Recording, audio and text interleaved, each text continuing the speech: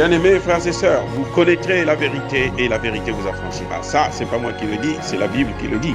Mais moi, je vous dis mieux. Vous connaîtrez la vérité historique, notamment celle de vos ancêtres kémites, et vous aurez une vision globale de ce que c'est que la vraie souveraineté politique. J'ajoute, vous reviendrez à la spiritualité africaine ancestrale et vous comprendrez les enjeux de l'indépendance économique. Et pour terminer, vous accepterez votre identité culturelle kémite et vous obtiendrez deux choses. La première, c'est la paix. La seconde, c'est le développement, à une condition. L'unité de toute l'Afrique noire, l'unité de tous les Noirs du monde entier. Otep à tous. Bienvenue sur la chaîne des panafricanistes par essence, par conviction et par excellence. Celle des citoyens kémites par nécessité et obligation de combat. Nous sommes une chaîne qui n'est guidée que par nos ancêtres, et rien que par les ancêtres qui appartiennent à l'égrégore du monde noir. Par conséquent, nous ne croyons en aucun Dieu venu de l'étranger. Toutefois, cette vidéo n'est aucunement destinée à inciter à la haine ou à la violence, car nous menons un combat qui est d'abord et avant tout spirituel, intellectuel et démocratique. Ensuite, il est politique, géopolitique et géostratégique. Contre l'impérialisme, le colonialisme, le néocolonialisme et l'endocoloniat, qui sont tous qualifiés de crimes contre l'humanité. Nous menons ce combat sur la base du principe fondamental que nous avons hérité de nos ancêtres kémites, qui est celui de la Marat, c'est-à-dire solidarité, vérité et justice. Vous êtes donc en droit de connaître la vérité et nous avons l'obligation de vous dire la vérité, rien que la vérité, afin que justice soit rendue au continent africain. Et ça, c'est notre modeste contribution dans cette noble lutte en faveur de la souveraineté, la dignité, la solidarité et l'unité africaine. C'est ça, exactement, ce que nous appelons le panafricanisme. Bien-aimés frères et sœurs, j'appelle ça une relation incestueuse, politiquement parlant, une relation inquiétante entre Emmanuel Macron et Sassou Nguesso. Pourquoi Sassou Nguesso, qui est venu au sommet des États-Unis et l'Afrique, après, il passe droit d'abord en France.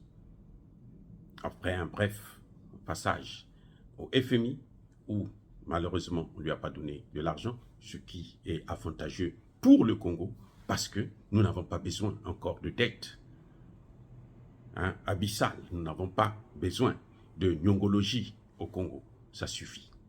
Et c'est bien que le Fonds monétaire international n'ait pas donné de l'argent à Sassou Nguesso.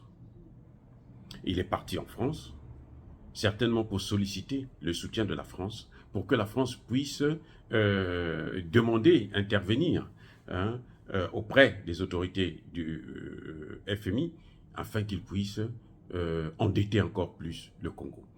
Mais ce que le président Sassou oublie, c'est que Emmanuel Macron, aujourd'hui, la France est attaquée par le même FMI.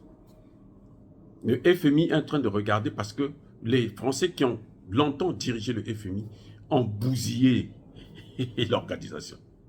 Eh oui, je vous ai toujours dit que ce sont des incompétents. Je vous ai dit ça. Ce sont des incompétents.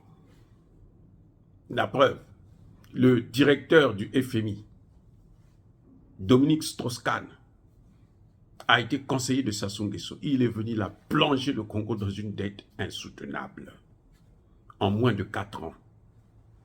Pour vous dire, l'incompétence caractérisée et notoire.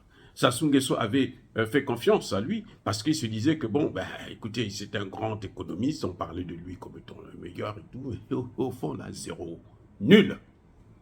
Bref, le problème, c'est que quand Sassou Nguesso part en France, il est accueilli par Emmanuel Macron, ça se passe bien, c'est l'amour fou et tout, machin, tout ça là. Mais il faut chercher à savoir pourquoi. Pourquoi subitement Emmanuel Macron s'accroche à Sassou Nguesso? Eh oui. Quand Emmanuel Macron est allé au Cameroun, là, en Afrique, il est parti au Cameroun, il a quitté le Cameroun, il est parti droit au Bénin, il n'est pas passé au Congo. Ça fait depuis qu'il est arrivé au pouvoir, il n'a jamais mis pied au Congo. Que je sache, à moins que je me trompe, vous allez me le dire. Mais que je sache, il n'a jamais mis pied au Congo. Pourquoi cet amour fou? Pourquoi cet amour soudain? Il y a un problème. Deux choses, les gars. C'est, d'abord, il fallait que Sassou Nguesso aille lui faire le compte rendu de la réunion qu'il y a eu ici, le sommet USA-Afrique. Il faut bien que quelqu'un puisse faire le compte rendu au maître, au patron des pays francophones. Il faut bien que quelqu'un puisse lui dire ce qui n'est pas dit dans la presse, ce que eux seuls connaissent.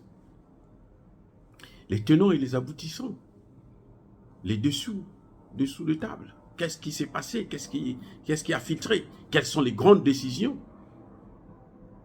Quelles sont les promesses qu'on vous a faites en dehors des 55 milliards minables que d'ailleurs les pays africains devraient refuser puisque c'est une insulte à 49 États. Bref, il y a ce fait-là où Emmanuel Macron convoque Sassou parce qu'il veut connaître exactement ce qui s'est dit.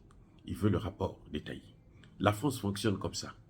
Dans nos pays, là, ils ont toujours des gens qui sont là, des Congolais, hein, des Africains. Au Cameroun, au Gabon, au Congo, au Bénin, ça a toujours été comme ça. Il y a des gens qui sont là, qui travaillent pour eux, qui doivent leur faire des fiches, donner le compte rendu. Voilà, à la réunion des ministres, au Conseil des ministres, voilà ce qui a été dit, qui ne filtre pas dehors, là. C'est ça, là. Voilà ce que les deux ministres, là, sont en train de préparer. Ça, c'est un premier point. Deuxième point, c'est sur l'intervention tapageuse du président Paul Biya. Paul Biya a cassé la baraque. Paul Biya a montré que, a mis les choses au clair. D'abord, nous n'avons pas une souveraineté monétaire et nous voulons notre souveraineté. Nous voulons maintenant créer notre monnaie. C'est ce que Paul Biya a dit. En d'autres termes, c'est-à-dire que c'est un message subliminal. Ceux qui comprennent la politique, ils doivent savoir ce que Paul Biya voulait. Ce qu'il voulait dire, c'est ça. Nous n'avons pas de souveraineté monétaire. Quand il dit, nous n'existons pas dans le circuit financier mondial. L'argent qui circule là, il n'y a pas notre argent. Nous voulons aussi avoir notre argent là. Et cet argent-là, ça ne doit pas dépendre de la France. Ça ne doit pas être créé par la France. Ça doit être créé en Afrique centrale, sinon en Afrique. Parce qu'il veut aussi une monnaie africaine, puisqu'il veut un grand marché africain. Donc, il faut une monnaie africaine commune. Donc, Emmanuel Macron a soulevé ce problème. Emmanuel Macron a dit, nous ne voulons plus de l'aide au développement. L'aide au développement, là, ça nous tue. L'aide au développement, ça ne nous développe pas. L'aide au développement, ça nous endette encore plus. Les 55 milliards que vous entendez parler, là, de dettes, là, de promesses, là. Si, parce que les premières de 60 milliards d'Obama n'étaient pas arrivées à destination, si les 55 là arrivent, là, ce sera encore une autre dette. Ne croyez pas que c'est de l'argent qu'on vous donne gratuit. Les Américains ne travaillent pas ici là pour faire l'humanitaire dans le monde. Il faut oublier ça, ignorer ça. Hein? Moi, je paye mes taxes ici là. C'est pas pour que le président américain puisse nourrir des gens qui ne foutent rien chez eux, alors qu'ils ont toutes les matières premières. Donc voilà l'un des éléments qui a fait que Sassou Nguesso puisse aller en France. C'est pour rendre des comptes. Maintenant, il y a un problème à propos du CFA, par exemple. Essentiellement, d'ailleurs. Emmanuel Macron doit chercher à savoir quelle est la température des autres pays de la CEMAC. Est-ce que c'est le même point de vue que Bongo? Est-ce que c'est le même point de vue que Touadéra? Est-ce que Et quel est le point de vue de Sassou Nguesso lui-même? Est-ce que lui aussi, il est pour que l'Afrique centrale puisse avoir sa monnaie? Donc Sassou Nguesso est allé, il est allé rendre des comptes. Le pauvre, j'ai pitié de lui maintenant. Il est allé rendre des comptes. Et s'il ne parle pas bien, s'il n'est pas courageux, s'il n'est pas audacieux, eh bien, on va lui faire des problèmes. Donc, lui a posé la question de savoir aussi ce que lui-même y pense. Maintenant, quelle est la décision de Sassou Nguesso? Qu'est-ce que Sassou Nguesso a répondu à Emmanuel Macron? Mais ce que je suspecte, c'est que quand Paul Biya parle de ça, ça veut dire qu'en Afrique centrale, ils veulent déjà avoir leur propre monnaie. Ah. Ça, ce n'est pas l'écho Macron-Ouattara. Non. En Afrique centrale, ils veulent avoir leur propre monnaie. C'est pour ça que Paul Biya est venu le dire ici aux États-Unis.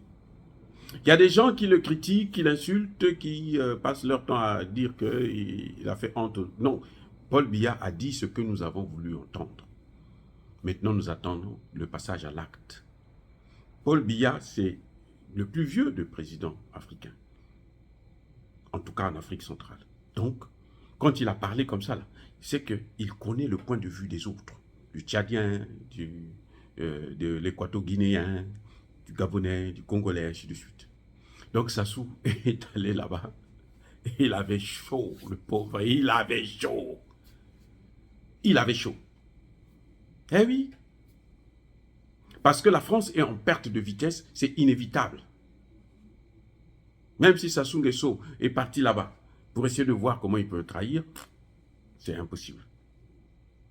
C'est impossible. Maintenant, quelle est la position d'Emmanuel Macron face à Sassou Nguesso? Emmanuel Macron veut utiliser Sassou Nguesso comme il a utilisé Alassane Ouattara pour boycotter l'éco-ouest africain. Eh oui, c'est ça le problème. Emmanuel Macron, c'est ça qu'il veut faire avec Sassou Nguesso. La question, c'est de savoir, est-ce que ça va marcher? Même si Sassou Nguesso veut le faire, est-ce que Sassou Nguesso peut le faire? Parce que le président Paul Biya encore l'avait dit, il reste au pouvoir. Pas celui qui veut, mais celui qui peut. Ce n'est pas seulement la volonté. Aujourd'hui, les populations africaines, même au Gabon, là où ils ont une base militaire, là, les Gabonais, veulent le départ de cette base, veulent une monnaie africaine. Une monnaie gabonaise qui n'a rien à voir avec le CFA. Ne regardez pas les experts que les Français ont préparés, ont formés, et formatés d'ailleurs. Ils ont transformé. Ceux-là qui viennent pour trouver des modifications, bon, on va changer seulement le nom et puis on va continuer à... Non, non, non, non, non. Ce que les populations veulent, c'est plus rien, que rien, aucun rapport, aucun lien avec la France, avec la Banque de France. Que ce soit purement africain. Si on commence d'abord en Afrique centrale, tant mieux, d'abord en Afrique centrale. Maintenant, avec la fusion de la CEMAC et la CEAC, ça va encore faciliter les choses pour aller vers une monnaie unique. Là, même si Sassou Nguesso accepte de jouer le jeu, d'être le cheval de Troie d'Emmanuel Macron dans ce domaine, il va échouer. C'est clair et c'est net. Oh, bien-aimés frères et sœurs, dire cela, c'est inciter à la haine ou à la violence. Non, il y a pas colère, il y a malembe. Emmanuel Macron est en perte de vitesse avec la France, en Afrique. Il peut faire tout ce qu'il veut. Il peut convoquer qui il veut. Tant pis pour lui. Il n'a qu'à aller à Brazzaville, aller convaincre les gens là-bas. Tant pis pour lui, parce que les populations n'accepteront plus ça.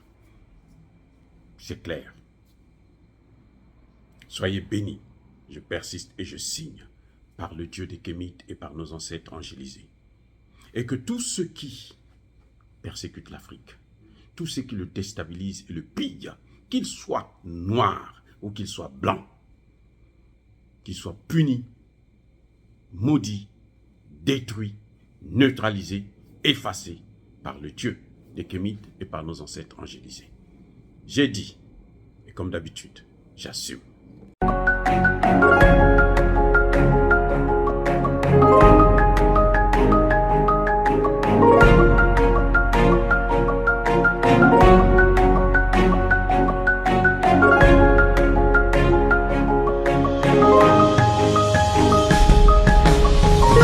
Eux, ils marchent par la foi et non par la vue.